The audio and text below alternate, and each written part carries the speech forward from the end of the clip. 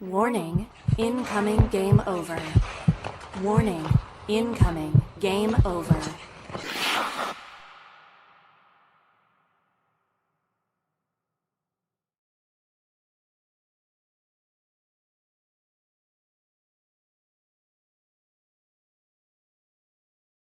Hello, folks.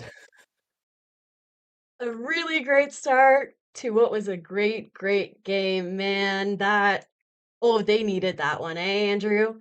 Um, They really did. they really did. So your Montreal Canadiens win at home, 4-1 versus the Edmonton Oilers. I hope that that was the kind of game where they were just really, first of all, committed to coming back from what was a embarrassing game. Their coach kind of chewed them out. And what was essentially earlier in the season a team that they got screwed against. So you love to see it. You absolutely love to see it. Um, Andrew, how are we feeling today? I feel like the vibes are quite a bit better than yesterday. Oh yeah. Oh I, yeah. I think we came in yesterday a little bit heated, and today it feels much better. The Canadians approach this game in a much more enjoyable way than they did against the Rangers. And I'm going to choose to believe that they just don't respect the New York Rangers and 100%. therefore didn't show up because valid, Me and they neither. really wanted this one. They really wanted this one. I think that there's definitely some listen. The last Oilers game, they got screwed. And I think that they're still and they continue to get screwed because of that game, because of the comments that they made after that. So I think they were like, this time, you know what? Screw you. Mike Matheson loves playing against Connor McDavid. I'm just glad that there were no, chicken wings from Connor McDavid because he does that sometimes when he's being a piss baby. So, um, before we get started, just as a heads up, Andrew's not going to be able to be here the entire time, so we're going to try to talk about this game with as much love and detail as we can. But before we do, I do want to just hand the stage over to Andrew to talk about one of our lovely events that we're doing. Yeah, so we've been doing a thing on the Game Over Network channel the last couple weeks here, I guess 3, 4 weeks, where we're partnering with a company called Spark that Mhm. allows us to do live trivia, where we can have actual leaderboards and have folks win prizes, including from our store at thegameovernetwork.com, where you can get things like that. I don't know if that's too long, too high, maybe It is not. Yes, it now is. you're good. There we go. Yeah, so we're giving away prizes sometimes. Sometimes it's just for bragging rights because, it's expensive to give away prizes every time, and we're a young, small company. But it's really fun. For this month, we're doing World Juniors trivia because it's December and we're leading into the World Juniors. Why wouldn't we lean in, right? We've got to do something. But Sorry. this coming Wednesday, usually it's at noon. So it's like your lunch break at work, or if you're on the West Coast, like your early break, it takes like 15 minutes and you can tune in, do live trivia. It actually sends you a text when you sign up to our community on Spark, which there's links on those trivia pages on the Game Over Network YouTube page. But more than anything, it's just fun Hmm. and it's a fun hangout. But this coming Wednesday, I've got stuff to do during the day, so we're gonna shift the trivia on Wednesday to. I haven't chosen a time yet because I have to like communicate with my family. But we'll have fun. It goes really quick. It's super easy. Well, the trivia is not super easy. I try to make it challenging because I feel like tuning in for like, you know, who scored the game winner, whatever. It's like super obvious is not fun. I feel like people into hockey shows on the internet are hardcores and they want to be challenged. So I've been trying to make it pretty difficult, but yeah, it's fun. Nice, nice. We love that here. I'm not very good at trivia, but I always have fun with it. So hey, that's half the point of being there. And you always Yeah, learn because you always learn these ironically, obscure facts that just are really fun. I'm terrible at trivia too. That's just not how Really? my brain works. Like I remember things in like large pattern kind of ways, not like individual events. Like that was always the thing when I would talk to Steve Dangle when we worked at SDPN. Hmm. Like he's a trivia brain and Yeah. he will be able to tell you like the first 35 people drafted in a specific year. I can't do that, but I can tell you what was a good draft year and what was a bad draft year and what Yeah. mistakes teams made, and I can tell you the entire narrative structure of a single GM's tenure on a team, Hmm. but I can't tell you specific people that were traded for specific people. That's not my brain. So putting together the trivia takes me time. I mean, but like that's also, I guess, fun because you learn stuff while you're there. As Trika says, brains are cool, which thank you so much to our chat, by the way. Thank you so much for being here. We love having you here. And it's always fun to talk about a win. So, let's talk about this win, which by the way, I'd love to give Mark from Game Over Vancouver a shout out in the chat, asking how does it feel to support a good team that's fun to watch. Uh Man, sorry for your loss is all I'm gonna say to you. Sorry for your loss. And why could it have been not been to a central team? My Colorado Avalanche do not deserve this. They do not deserve the consequences of your fumbled bag. But okay, let's talk about the game itself because again, I want to get your thoughts on this. Game. How were we feeling? How did we feel about? Usually we go through every period, but I'm just going to hand the floor over to you.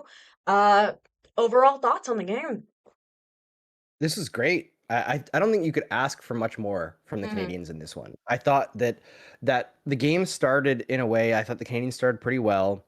The Oilers got like one possession and two drawn calls out of it. With the Slav one, I understood. I think the Kapanen one was extraordinarily soft, and Yeah, McDavid just fell. Similar to I think it was Texier who got called for a hook later in the game on Nugent Hopkins, and again, Nugent Hopkins just fell. yeah, The Canadians benefited from there was like a slashing call in the that was super second, soft. I Yeah, think. yeah, It was also super soft. So like there was some rough calls overall in this game, but the way that the Canadians coped with the bad calls in this one is just so much more satisfying. yeah. So keyed in on that penalty kill, like you could see that So triumvirate good. of Carrier, Matheson, and Evans were so ready. Like Yeah, off the face-off, it's like they were just in this active position, and you knew that they were going to cover it. yeah. And Dobesh was so on it tonight. Oh man, what a game for Jakub Dobeš. I posted this on the internet, but it's like Jakub Dobeš saw Jacob Fowler in net and heard the Jaws theme song playing. And instead of panicking, he did something about it. And you love to see that. That's a young goalie. Of course, you can't always expect consistency, but you need good enough. And today he provided better than good enough, I think, even. And the team did great in front of him. I think the team helped him out.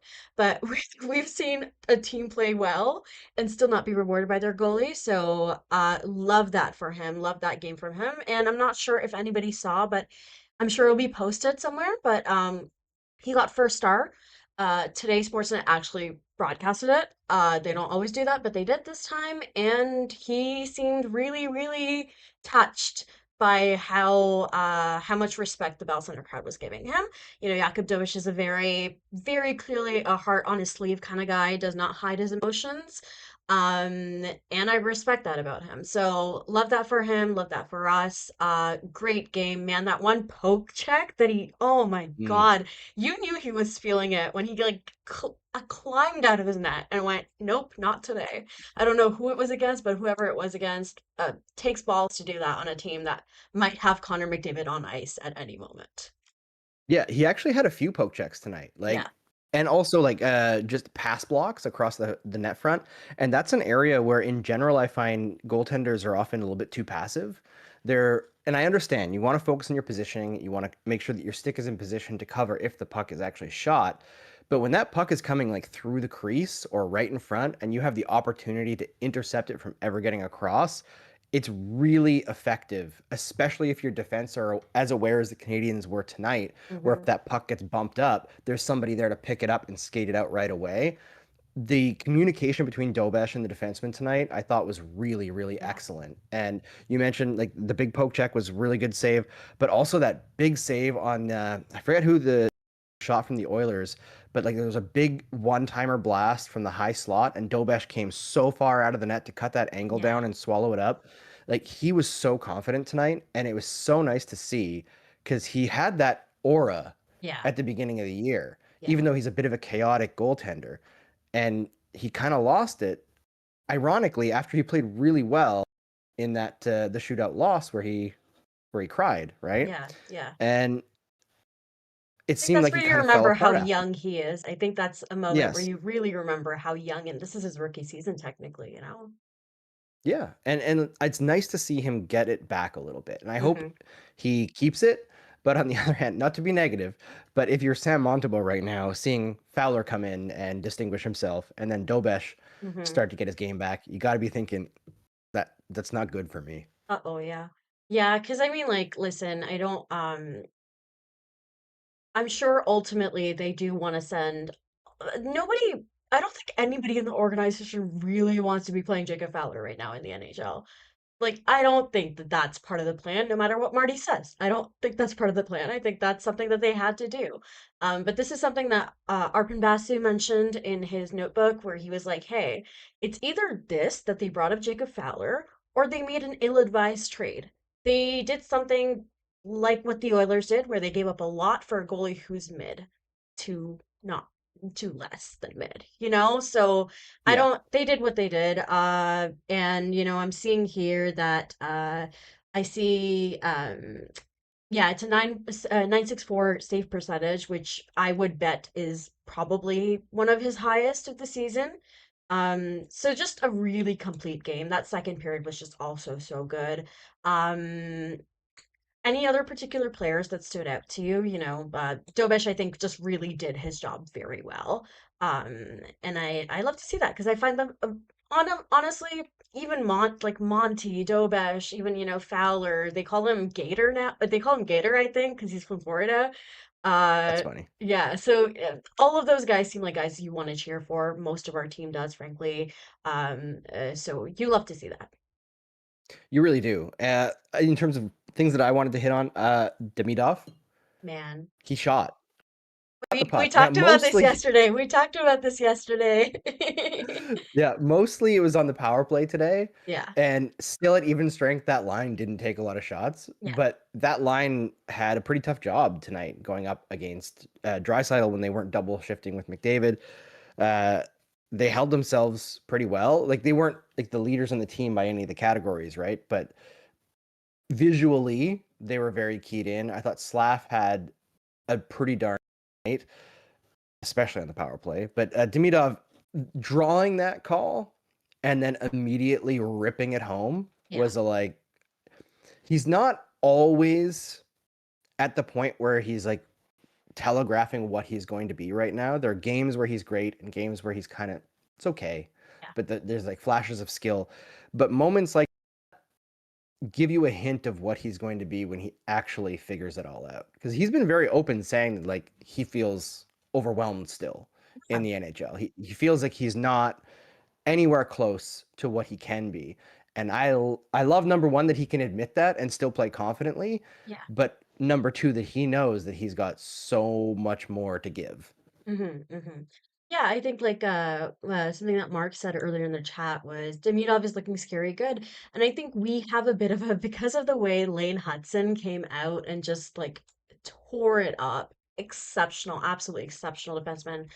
Still, putting up some insane stats. I don't have it right in front of me, but something about how many multi-point games he has. Like it's been crazy, right? So I think because of that, maybe the expectations were a little higher than they maybe should have been. I think Demidov coming out and having that insane first game where he had an assist and a goal was like, but I think that's where you really see the like you said, what he could be.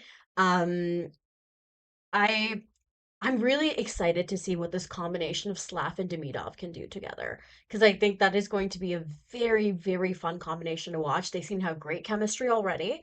And you love to see two young guys who you are hoping are cornerstones of your franchise going forward, just getting each other. Um, and it's not to say Slav isn't a hard worker, but it seems like Demidov's just all hockey all the time. And Slav seems Yeah, to have a little bit of more like levity about him. So that's always good to see too. You want these guys like balancing each other out, which is nice. 100%. Okay, one other thing that I wanted to bring out because I know that we both love him dearly. This was a Jake Evans leadership game, wasn't it? Yeah, Like he yeah, does this once in a while yeah. where it seems like when the team needs it most, he's the guy that like steps up and it's usually kind of unexpected, right? Like either he'll step up with a fight or he'll score one of those Jake Evans patented banger goals. But tonight it was it was that 5-on-3, which we keep on coming back to, and we keep on coming back to it in the chat as well. So That pivotal. was it was so pivotal, Yeah. and it's one of those moments where, we often when we're talking about sports, there's that like narrative of like they wanted it more, or like one team just tried harder. And usually it's not true. Like especially in the playoffs, teams are giving it their all. Things can go wrong for sure, and other teams can just be better than you.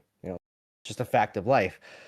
But that 5-on-3 and Jake Evans' attitude throughout this game, how he played Connor McDavid in a lot of the game, because Marty was not afraid to throw that Yeah. line out against McDavid, which I think made a huge difference in freeing up Nick Suzuki, which again, he played some time against McDavid too, but it allowed him to not always be stapled. Hmm. Jake Evans just wills himself to have these amazing games. Yeah. Like there's no logical reason why Jake Evans tonight Should match up led the against Connor Canadians. McDavid. Well, but he also led the Canadians in shot attempt percentage. Really? He's the That's highest. Yeah, crazy. and his line wasn't all with him. Yeah. Like he was just excellent tonight. Like he was on it. And I think he's one of those guys that when he's tasked with something impossible, like, hey, Jake, go shadow Connor McDavid, Yeah. he just has some burning fire inside that allows him in a short sample size to accomplish that goal. Yeah. And I can't say enough good things about Jake Evans. This is also his second game back from an injury too. Yeah. Yeah. Uh, yeah, for, we're both big Jake Evans fans. I love a guy who plays like that. I love a superstar, obviously, but you love a guy who like just works hard, right? Like just cares and works so hard. It's been so good to see. I also just want to give that line flowers. I think that they were Texie has been a lot better than I expected him to be. So I'm really excited to. Yes.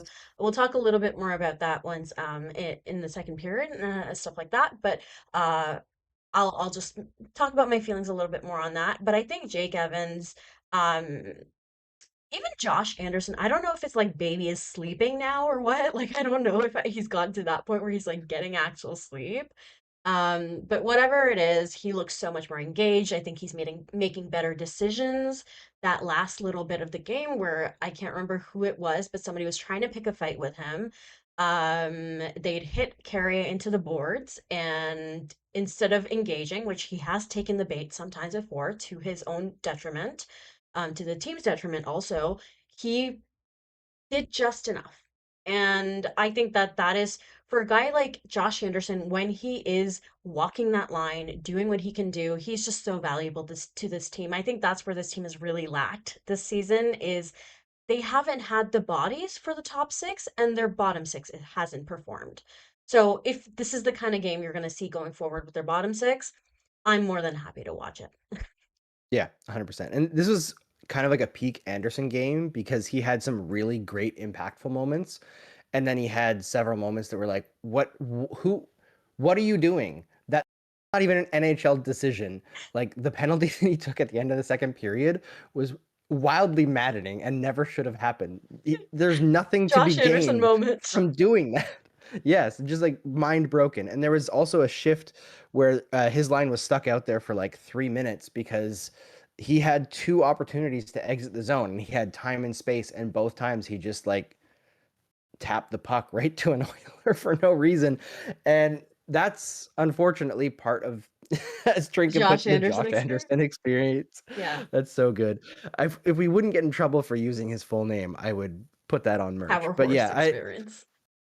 there you go. That could work. But like I like Josh Anderson in the same game, and it's unfortunate, but I there's good with the bad. At least the good is there now, and especially like the physical side tonight. I thought it was 100%. important what he was bringing because he stayed mostly, except for that dumb penalty, within the bounds of not taking a dumb Hmm. penalty Hmm. on the physical stuff. I Let's be liked him going honest, after Frederick actually. that was very good because Trent Frederick had made some pretty skeevy plays, I'd say. I think he was a Bruin. I think you can tell. at some point. But yeah, it was, I was really happy with that line. Even the first line, I know that it like seems like they didn't in terms of just, I don't know what their numbers look like or whatever, but uh Nick Suzuki, and we'll talk about this a little bit in the next periods, guys, but um uh he had those missed breakaways, but the fact that he had those breakaways at all, really great sign. There were some missed shots from Cole Caulfield, some from Bolduc, but any amount of production you see from that line after the kind of struggle that Bolduc has had, getting back, figuring out his space on the line, you love to see that. You want your first line performing. Really, that's all you want.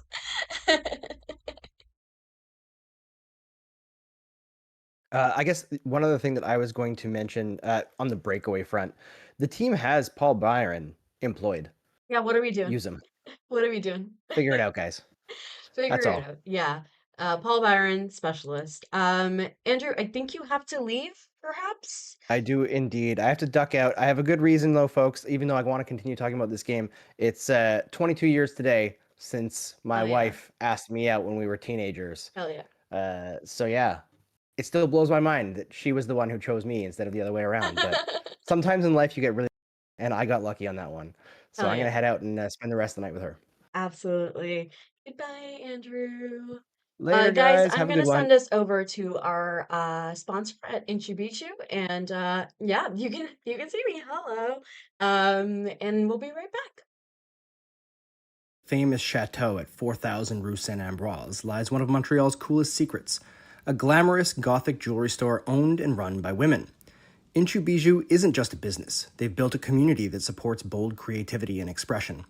When I was first introduced to founder Astrid Episegomian's shop, I was floored by the detail, vision, and scale of what she's built from her own mind. I don't think anyone would call me goth, but I know an innovator when I see one.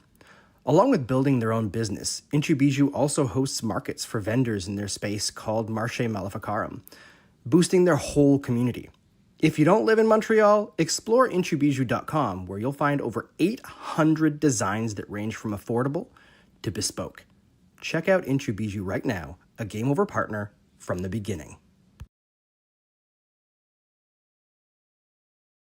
Hello, hello. So now it is me and you guys. This little blank screen you can see on the side, I was trying to get the YouTube chat going, but unfortunately it looks like that will not be happening. So I'll just be reading out your comments. We'd love to have you here, so thank you so much. Um, let's talk a little bit about some of the stuff and things that happen in this game. Um, Andrew and I had talked last game about how we really wanted that line of Demidov, Slavkovsky, and Kapanen to start doing stuff, right? They seem to be creating, they seem to be uh, in the mindset of having, they seem so close, right? This game, even 5-on-5, like Andrew said, maybe the numbers weren't great, but it, they seem more and more confident. Anytime that you can see Ivan Demidov starting to gain some confidence, shoot a little, you love to see it, right? Like that's just, you want a confident Ivan Demidov. Just gonna have a quick sip of water. Once again, before I get back on track, I do want to say thank you again for everybody who has stopped by and is hanging out with us. We love to have you here. And it's always fun to talk about a win. As per always, please be sure to drop any questions you have in the chat, anything you want me to talk about specifically. I'm happy to do that. I love chatting with you guys. I love hanging out. I love talking hockey and I love talking Habs hockey with you guys. We're seeing so many of our regulars in the chat here. You know, MFM, like Claire, we're seeing Trinka. Thank you so much. I feel bad now that I'm saying out names because I'm like, I should say everybody's name, but I hope you know I love you guys all so much. I fear saying out names, frankly, because um I have trouble with with letters sometimes. Like reading under pressure. I don't know. Kingdom North miss me. I need your look at his big ass go moment of the game. Okay, Kingdom North, I need you to define that for me. Because I know we've talked about this a little bit, but I can't remember exactly. So if you could define that for me, I'm happy to give you that answer. And obviously happy to touch on any other questions in overtime. But also, again, feel free to steer the show anywhere you'd like to take it. I want to talk a little bit just about the penalty kill. Uh, no, Kekchos, I know how to pronounce, but I get very nervous for some reason. Yes. So I want to talk about the penalty kill a little bit.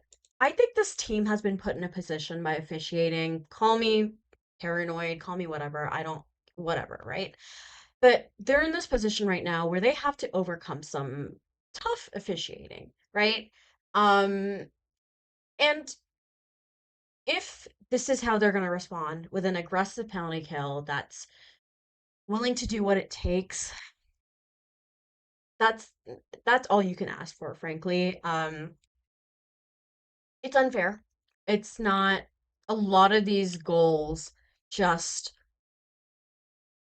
or sorry, a lot of these penalties just seem unfair and it's easy to get caught up in that. And I think we as fans can get caught up in that and frankly we're allowed to, but the team needs to be able to put it back behind them a little bit. Um and listen, if those awful penalties, like unfair fake penalties lead to them holding a grudge against this team later, which is the way that they seem to do it versus the Oilers, I'll take it. I will take it any day.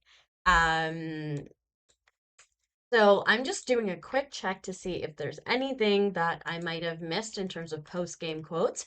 If there's anything you have, I'm happy to chat about it. Um,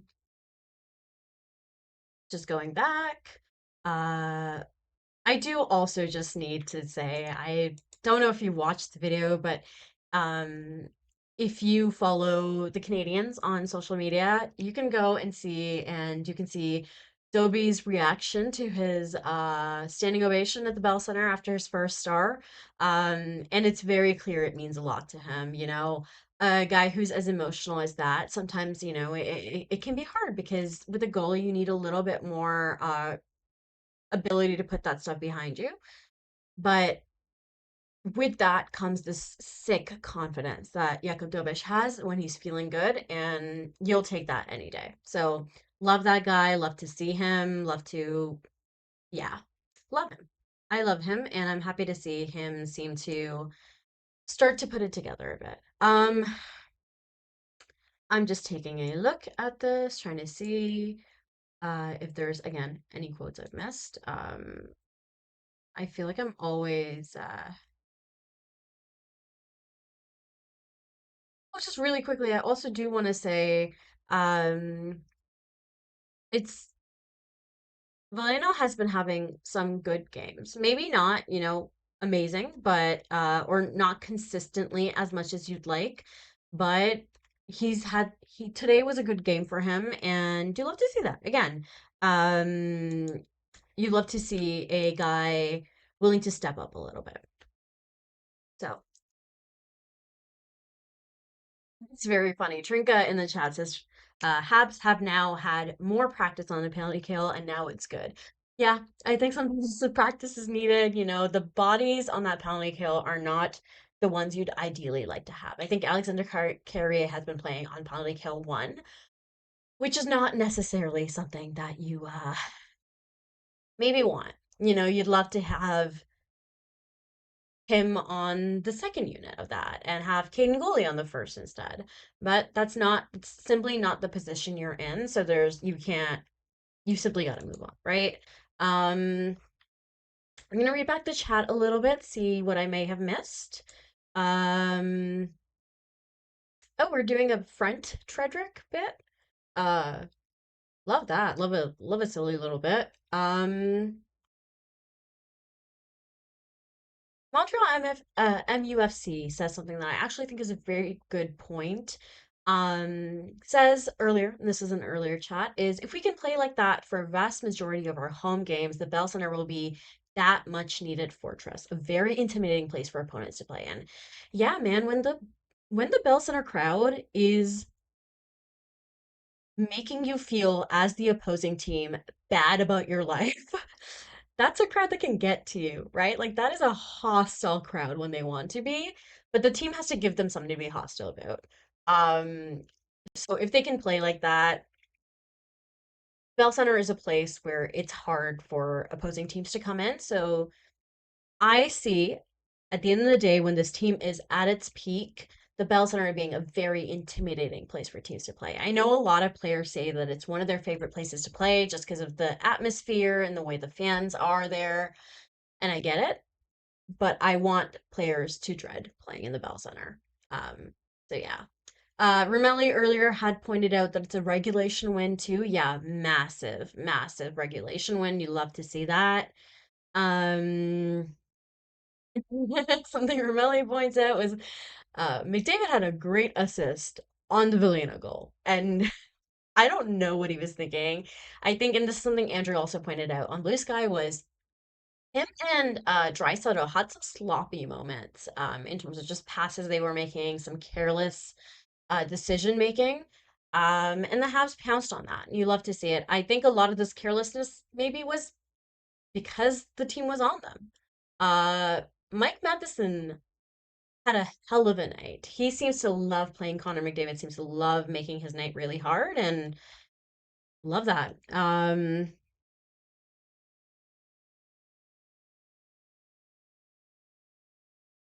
Trinka had also pointed out that I feel like they're learning to not get upset about the calls. They're maturing. Yeah. Another thing of just being in with your PK. Uh, Occasionally you might get, hopefully, if you're the 2024 2025 Montreal Canadiens, you might get a shorthanded goal. But for right now, even if you're killing their momentum, which the 5-on-3, the Oilers not scoring, I feel like almost any time you see a team not score on their 5-on-3, that's a terrible sign for their game. So they did that. And yeah, Dobesh was also a big part of that. So good for him. Um, yeah, as Kekchos pointed out earlier, was the Habs started well, and the 5-on-3 he was stellar. It's such a key sequence for the team and could have been a huge turning point. Yeah, I think that's one of those momentum shifters. We've seen the Habs not score on their 5-on-3s, and it just completely changed their game. So I'm glad that they got on the good side of that. Um,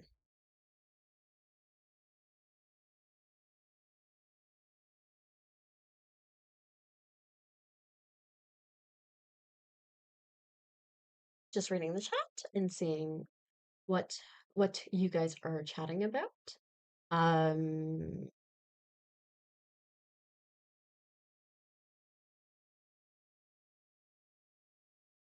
oh yeah, for those asking, Andrew was drinking cranberry ginger ale, which I really enjoy cranberry. Excuse me. Cranberry ginger ale. I'm not usually a fan of those I can't think of a better way to say it, but like remixes of classic drinks. It's like cherry Coke or something like that. I'm not usually a fan. I'm not a Coke person, a Coca-Cola person, also a Coke person in general. But I'm a ginger ale gal. I love ginger ale. And the cranberry ginger ale. Good stuff. Highly recommended. Um, I see. I see Kingdom North asking me a what might have been a rage bait question from someone else is K thoughts on Nick Suzuki's slow start to the season and the very smart people that say that he's having. Also, goodbye, Kekchos. I hope you have a fun rest of your night or a restful rest of your night. Um, yeah, it's insane. Truly, truly insane. I don't understand what we are talking about here. He's had some great, great games. He's been so important to this team, and I would bet my entire ass that he will make Team Canada. Um, and if he doesn't, I will 110% fight someone. Yeah.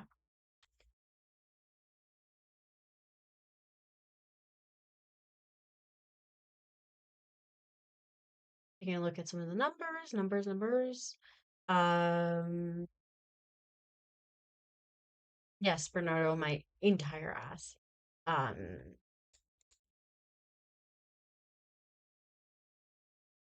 all the clicking around I'm doing, it's genuinely just, I promise I'm just looking at, trying to see what else to talk about. Um,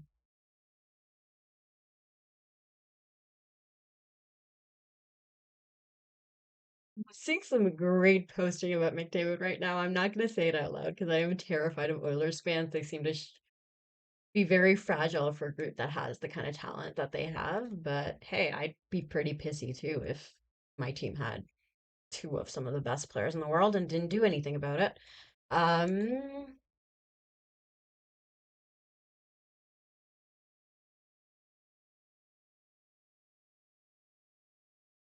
I think it says K fights Doug Armstrong. Um, I 110% would. Uh, oh, Montreal MUFC points out that Rob Reiner, I'm so sorry, I don't know who that is, but I did see the story. It seems like we just lost him and his wife in a house fire of some sort. So, uh, you know, uh, big thoughts to that family, and sucks to see. You hate to see that.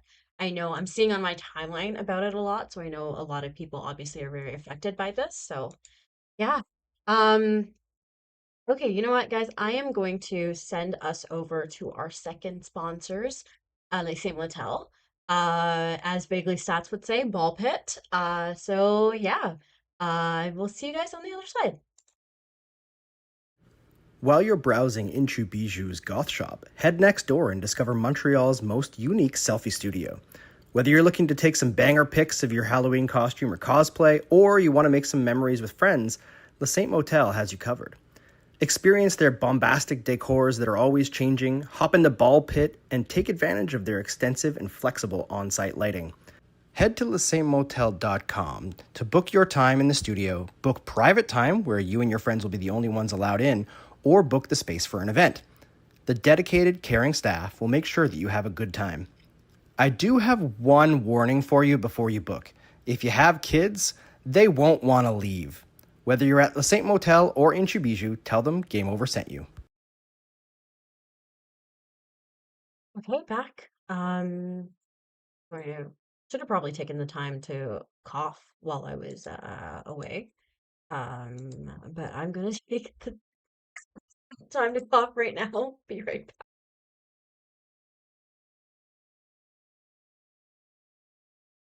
And you'd think I'd learn to keep my inhaler on hand while I'm doing these, but hey, why learn my lesson when I could not? Um, very funny, very fun quote from Jake Evans, who says, "Everybody chipped in. Literally, everybody was chipping in pucks." That's how you know that the guys are feeling good. They feel the Notre Dame education is kicking in. Or Jake Evans is who in my timeline was that said that? Yes, Ryan on my Blue Sky timeline. Um, so Adam Firebear asks, with Jacka and Texier on the Habs, do they have the most X's on nameplates in the NHL? That would actually be a fun trivia question, frankly. Everybody would hate it because they'd be like, how am I supposed to know that? But it'd be fun. I'd enjoy it. I would not know the answer, but I would enjoy it. Um, I'm gonna really just hand this one over to you guys a little bit. I'm not uh for such a great game. Listen, it's easier to complain than it is to sometimes talk about good games, but um just, you know, let me know. Any thoughts, anything you'd like to talk about? I'm not Oh, something I wanted to point out was I thought Kapanen was good on McDavid this game. He I think one of the things that you see happen with his goals too is that he's very dogged, and just does not give up. And you see that. You saw that on McDavid. He just really frustrated him. And a player that's good, the way McDavid is, and I see this happen with other players I watch who are really good too, is they can become frustrated pretty easy if things aren't working out for them. Because they're so used to being able to influence the game, just on sheer will alone. Even after what I thought was a pretty silent game from Connor McDavid, he still got 1 point today. So, yeah. Yeah, as far as the missed breakaways go, ah, excuse me.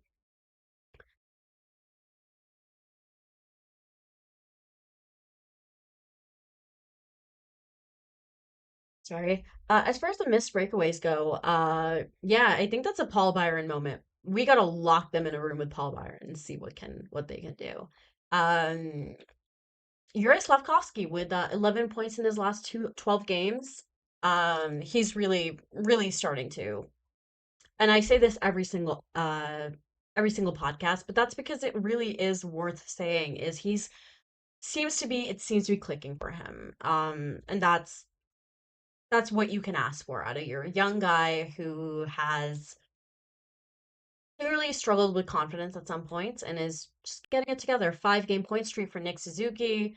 Yet another one. Lane with another secondary assist. Sorry, another game with more than one assist. Yeah.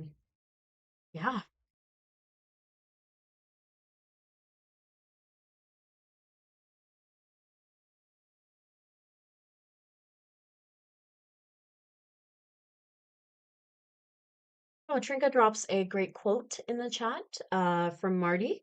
He says, as coaches, you're just trying to steer the guys. You got to be demanding sometimes. The only thing that I'm after is trying to get them to become the best versions of themselves. And yeah, I think that's what a good coach gets. I don't think a good coach can necessarily, some players are players that you can change. For example, you can change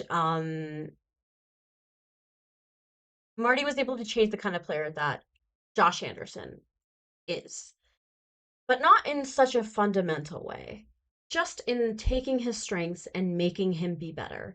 Josh Anderson, penalty killer, wild world. Insane. What are we doing here? But it worked, right? It worked, and just happy to have that. So, best version of themselves, that's all a coach can ask for, and that's kind of what we see Marty ask for. Um, Frank asks, anybody know what their locker room win song is? No, but I'd love to know. I bet it's something country, but maybe not. Um,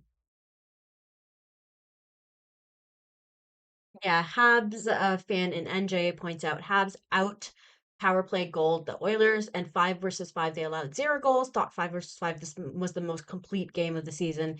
Yeah, later I want to look back at some of the numbers and like truly analyze it in terms of the underlying stats. But as of right now, it from the eye test, it certainly seemed like it. I'm looking at on Natural Stat Trick, in terms of expected goals, it really didn't seem like, excuse me, that the Oilers had anything going until halfway through the third period, and kind of expect that with score effects and a team like the Oilers that have enough firepower that you don't necessarily expect them to go quietly into the good night. Okay, folks, I am going to move us on to our third period, the overtime. There's a few questions that I saw earlier that I'm going to address. And yeah, let's send us over to our overtime period. Um, there we go. Okay, so just looking at some of the chat. Trinka asked a rhetorical question, but I will answer it either way. Why would you respect the New York Rangers? You would not. Ass and butt. Awful. Hate. Hate that franchise. Hate that team. Terrible. Absolutely terrible vibes. Just, oh, so bad. Love to see them collapse in any sort of way. Um,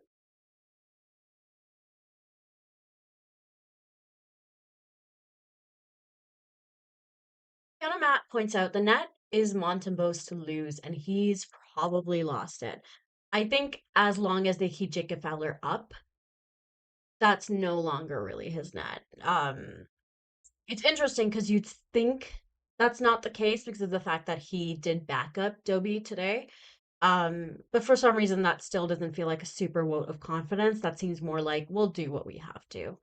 Um, well, Trinka points out something.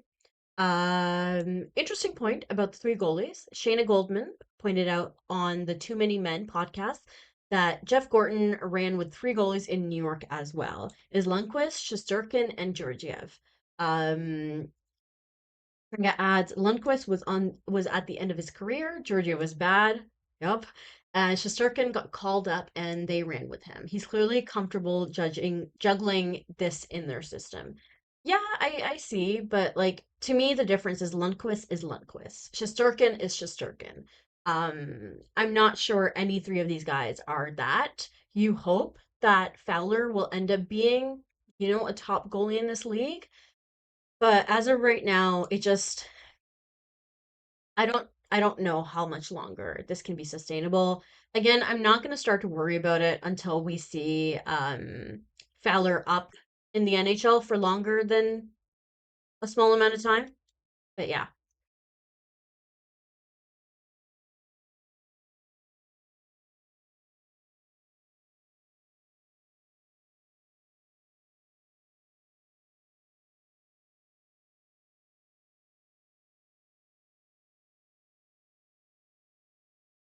poking the North again asked, I need you to look at his big ass go moment of the game. Um, who defines, by the way, that that Kirby Doc breakaway where he scored and fell down into the post was like something like that, I think. Um, That's very good. I can't think of one right now, but something that Trinka says is I think the Galley disallowed goal was a look at his big ass moment go. Um, Maybe, but what else could be defined as such? Hmm.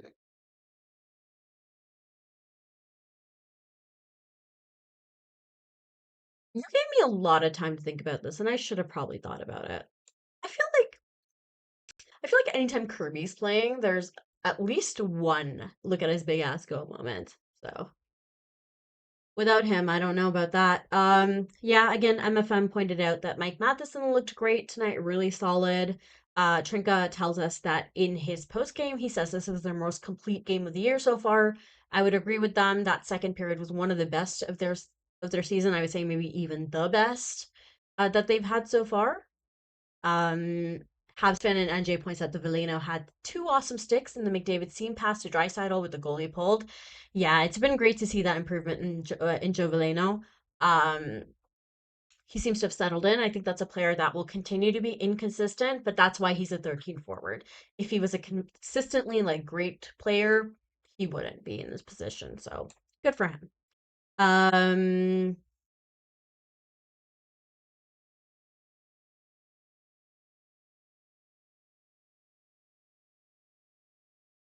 Bernardo also points out there's a big ass look at his big ass goal anytime or moment every time their Slav plays. Yeah, Slav does goofy shit sometimes. Sometimes it's just like,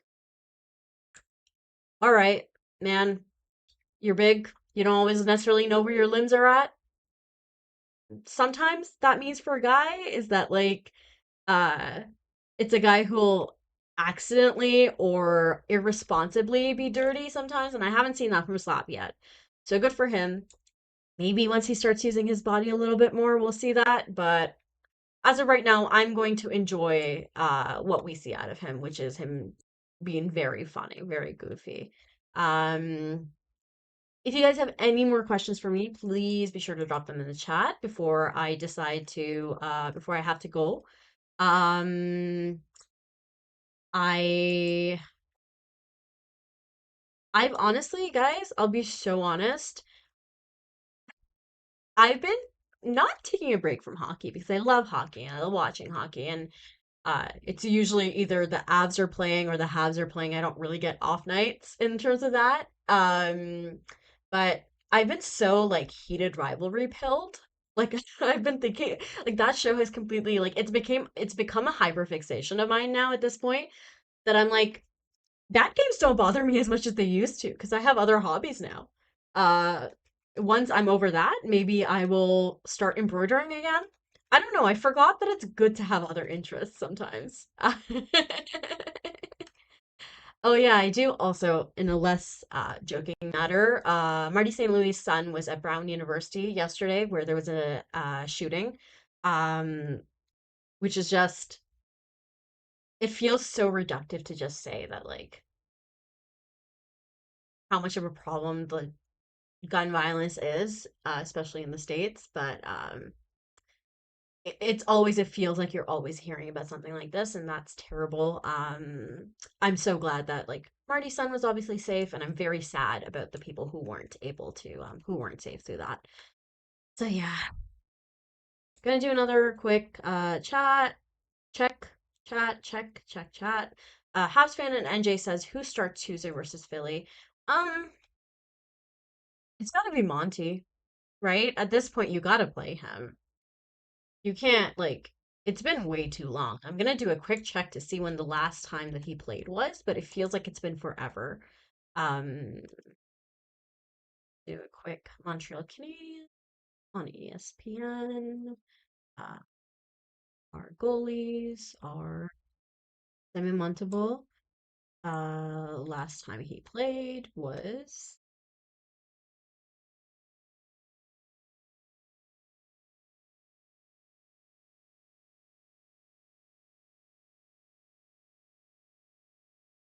in December, on December 9th versus Tampa. Yeah, that's way too long for a guy who is your starting goalie. Uh, yeah, I mean, I understand the Habs schedule has also been insane, so it makes sense. But I thought that I thought that I wondered if this would be a Sammy Montemogel game. I'm glad it wasn't because I think Jakub Dobeš deserved that start. And obviously he did a good job with it. But yeah, man, I forgot how rough that game was. It was a oof. 6 goals against. I assume one of them was probably an empty netter. Goals against three. Oh no, I remember that was the rough game too because Dobesh came in and then let in a few. 7.69 save percentage. Man, you look at these numbers. Like I'm on his page right now. I'm looking at some of his numbers and it's just unfortunate. Last season was amazing for him. It was so good. You're not necessarily looking for a repeat like that great of a performance, but you'd like to see like a passable performance. And it's been hard. Whatever it is, I hope he's able to put it together because that's a guy that, first of all, the Habs kind of need to put it together. But yeah, another quick check. Um, yeah, guys, the second was the one, December 2nd was the one that he stayed in the entire game. Um, December 9th was the one that he stayed in for 2 periods. No, what that was it was a Dobie game that was then he was pulled after the first. I remember this because I remember thinking he didn't deserve to be pulled necessarily. And then Sammy was put in. And then I think after Sammy was put in, maybe the game after that was the Avalanche game. I don't know, but I think they were trying to like I don't know what they were doing there. No, it was not the Avalanche game. Time is fake, guys. Time is so fake. I could not tell you anything that was happening at any point. Ah, yeah. Trinka says he's going through it, but I still don't believe that he's completely forgotten how to goaltender. Yeah, man, I don't like it doesn't make any sense. He's gotta be back. He's gonna be back eventually. It might not be to the level we saw last year, but he'll be back. He has to. The Habs need him to. I saw someone say this earlier, actually. I'm gonna try to find it. I cannot remember who said it, but I want to point it out. Um, uh, Something about the three goalie rotation. Um,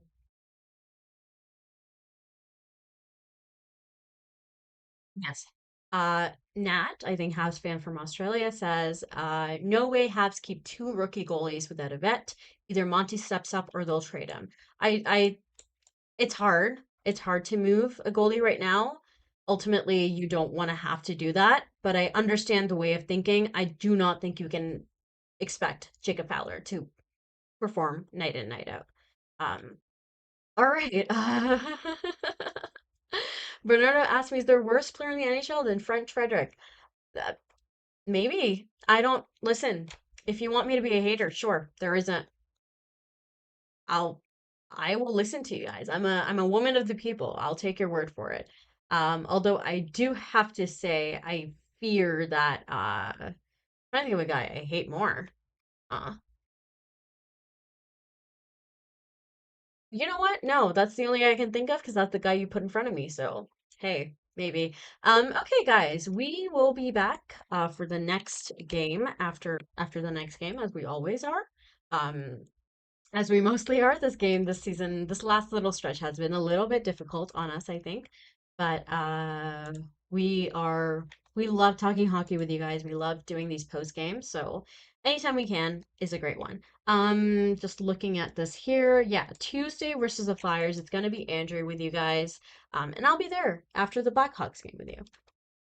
Okay, so I'm going to head out. Oh, either Kachuk. Don't like those guys. Unfortunately, probably good players. Okay. I love you guys so much. I am going to sign off and see you guys soon. Mwah. Love you.